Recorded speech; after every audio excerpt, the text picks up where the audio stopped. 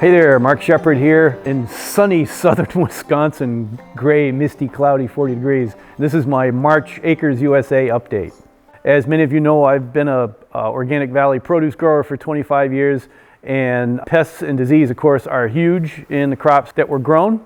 You know, I shipped organic produce for 25 years, and not only were we certified organic, is we never sprayed anything for pests whatsoever. We had flea beetle, we had cucumber beetle, we had squash beetle, stem borers, but all of a sudden it was no longer a problem. We had it, it was there, and we just dealt with it. And in part that was because of increased soil fertility, increased soil organic matter with an increased decomposition rate, so the plants have more nutrients available so they can outgrow the pest in question. And then we had habitat on either side with our agroforestry plantings to provide, habitat and food for the predators that eat our pests. As far as trees are concerned, likewise we grow chestnuts and hazels, and apples are our main woody crops. We've never used any sprays on that, and we've done that in part as a process of genetic discovery. We want to learn the genetic variations that are pest and disease resistant naturally all by themselves. And so what that means is we use primarily seedlings, even in our apples. We've heard that, oh, don't bother to save the seeds from your apples because they don't come out true to type. Well, that's not factual at all. And then we're told that, well, don't save the seeds because it probably take 1,000 seeds before you get one good variety. Who's ever tested that? Well, we've tested that, and it's not 1,000 seeds. You get really good varieties. What we don't have are orchards of cloned trees that are all genetically identical, because that creates a susceptibility to some novel pest or disease that comes in that all of a sudden goes after your Honeycrisp and wipes it completely out because it has no genetic resistance to it. Really wish we didn't need some sort of certification, but what I think for certification anymore is what we don't need is a checklist. A, B, C, D, E, F, D, G, don't do these things. I think what we need is some sort of certification that might be based on values. We have certain values, and also on processes, because nature is not a discrete thing that happens in chunks. It's a fluid process, it's dynamic, it changes year by year. And I think if there's any certification, that it needs to flow and change and grow. And if you think about what was known about soil health 25 years ago, we know so much more about soil health now. And so if we have a standard that we set up and say, this is the way it is, as we learn more through time, the certification process has to grow.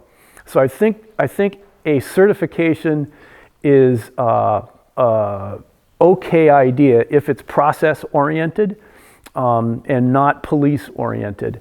And then another thing with the certification process, and I'm really pretty vociferous about this one, the days are over when the farmer pays for another certification. It is time for, if you're a company and you want to sell a product that has something special about it, you pay for the certification process of your supply line. And if your supply chain is certified all the way through, you're paying that cost, not the farmer. Farmers are getting paid as little enough as it is.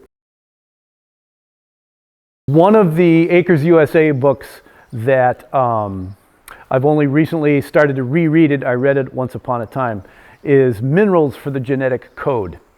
And if you think about our body, we have all these different cellular processes going on all the time. Our bones are made out of solid minerals, and then there's all these different bioavailable minerals circulating through us. And Minerals for the Genetic Code basically is talking about how a healthy mineralized soil helps create healthy mineralized plants, which helps to feed healthy mineralized humans and animals. And then these are the various different cellular processes that are affected by these various different minerals. It's pretty fascinating. Think about it. Healthy soil, healthy plants, healthy animals, healthy people, pretty simple. One of the things that I really appreciated most about Acres U.S.A. Farmers and participants is they were all independent-minded, innovators, entrepreneurs, and always willing to try stuff and experiment in order to make things work on the farm.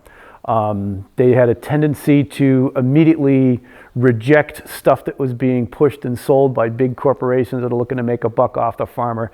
And it's just always been an incredible crowd of people. I'm pretty excited about the new program that's being offered through Acres U.S.A. And as I mentioned, I've been going to conferences on and off since I was 12 years old. The amount of material that has been recorded and written to Acres U.S.A., it represents the largest archive of historic information about the whole organic, natural, sustainable, regenerative, ecological, agricultural movement that could possibly be found anywhere. And so with the new magazine subscription, is we will now have access to archival material on MP3 as it gets released through time. The innovators that have written for Acres USA in the past and spoken at Acres USA conferences are just out of this world. And if you think we have a lot of current knowledge right now that's really exciting, you should see where we've come from and listen to all of the greats that have been here.